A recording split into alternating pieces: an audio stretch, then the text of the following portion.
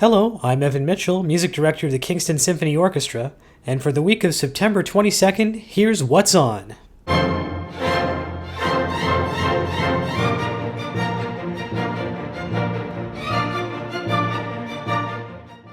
Now, this is a very special time for the Kingston Symphony Orchestra because this week marks the beginning of our season, our amazing 2014-2015 season where we have incredible music to bring to you, and we're so thrilled to be performing concerts in the Grand Theatre and the Bader Center for the Performing Arts.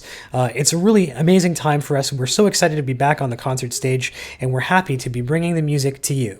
My name is Evan Mitchell, and I am thrilled to be the new music director for the Kingston Symphony, and I'm very excited to be bringing you this series of podcasts called What's On. And what this podcast is all about is letting you know exactly what's going on for each one of the concerts that the Kingston Symphony performs, a little bit about the repertoire, any special information, but mostly it's just about insight into the pieces and to get you excited for the concert that is upcoming that week. And boy, are we ever starting things off with a bang. We're presenting to you our season opener, our first Masterworks performance of the year, and this concert marks our very first performance at the Isabel Bader Center for the Performing Arts, a brand new world-class concert hall on Queen's campus. This concert takes place on Sunday afternoon, September the 28th at 2:30 p.m., and I am incredibly excited to say that this concert as of right now is completely sold out. There is not a single seat in the entire Bader Center which has not been filled. And frankly, that's the way that symphony concerts should go. So we're ecstatic and we're looking forward to a spectacular performance on the afternoon of September the 28th. So for this concert, we're starting off with Glenn Beer's Akasha, which is the Sanskrit word for sky. Glenn Beer is a fabulous Canadian composer, and I'm thrilled to be continuing the tradition of the Kingston Symphony and Maestro Glenn Fast in programming all sorts of wonderful Canadian music. I think it's so important, and I couldn't be happier to be kicking off our season with a Canadian work. This is a wonderful piece.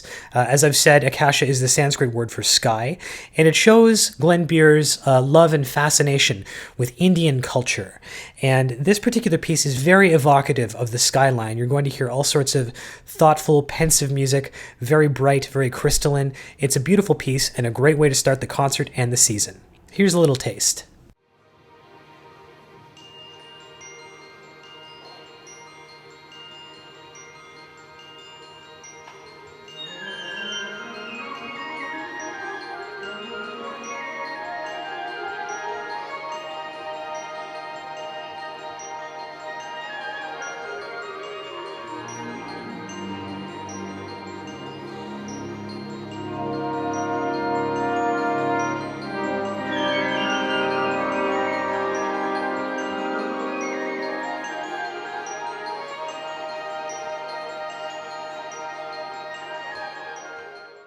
Next up, we have one of the great pieces in the piano literature. This is Beethoven's towering Fourth Piano Concerto.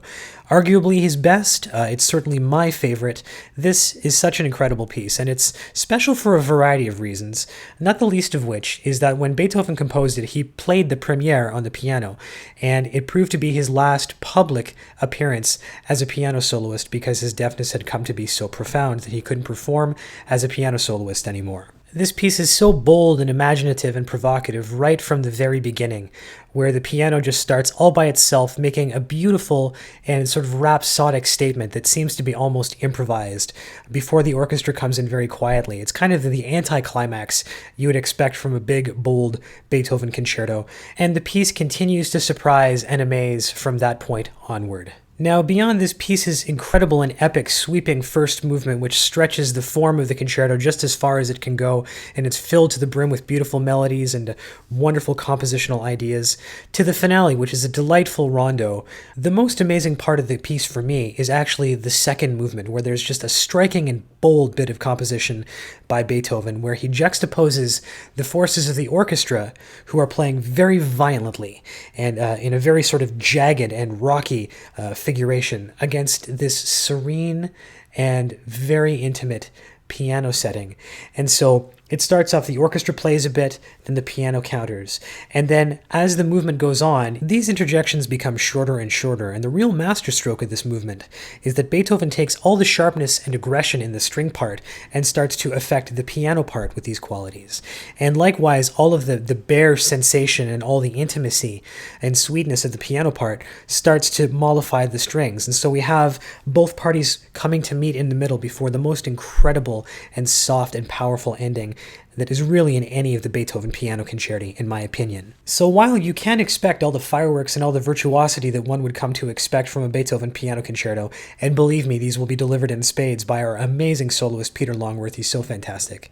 Ultimately, I think the heart of this piece is in this wonderful second movement, and so that's exactly what I'm going to play for you now, this wonderful snippet from Beethoven's inspired second movement of his fourth piano concerto. Here we go.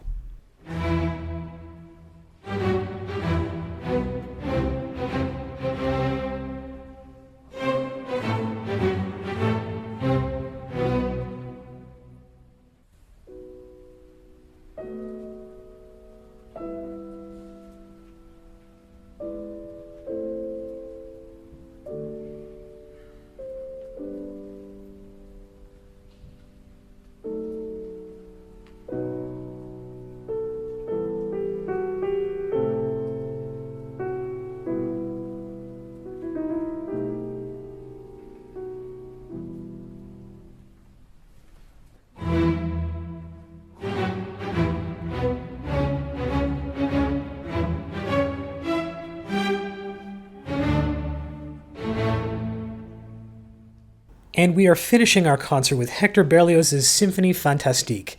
And this is a lunatic piece written by a lunatic composer. It's absolutely amazing, and it's going to blow your socks off. We can't think of a better way to kick off our season and to end our first Masterworks concert.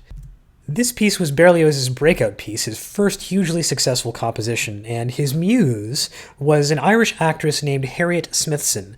Berlioz was a huge fan of Shakespeare, and he saw her in Romeo and Juliet, and he fell deeply in love with her, and he tried to court her. She was having nothing to do with him, and so he responded by creating Symphonie Fantastique, which is a piece of program music, that is to say, music which is there to describe a particular dramatic element or a story.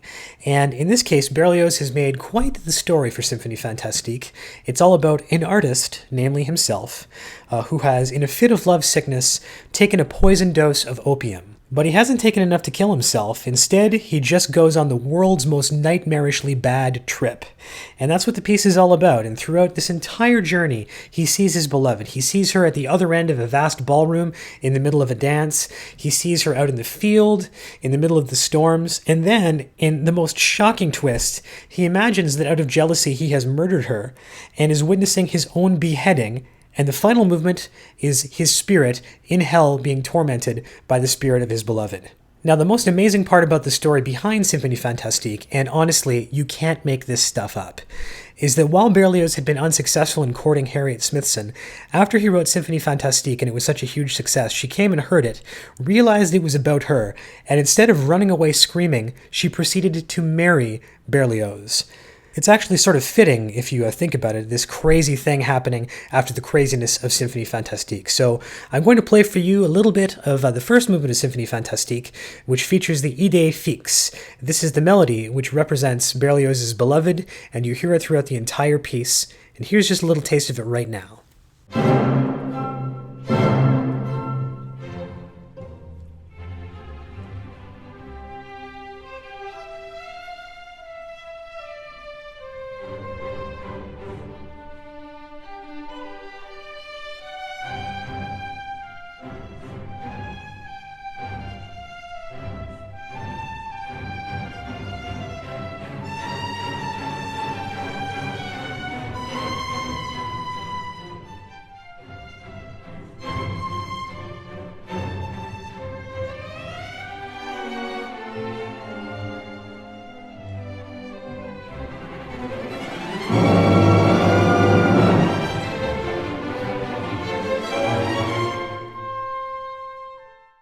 So there you have it, a spectacular finale to the opening of our 2014-2015 season, and Symphonie Fantastique can probably best be summed up by Leonard Bernstein, that incredible American composer and conductor.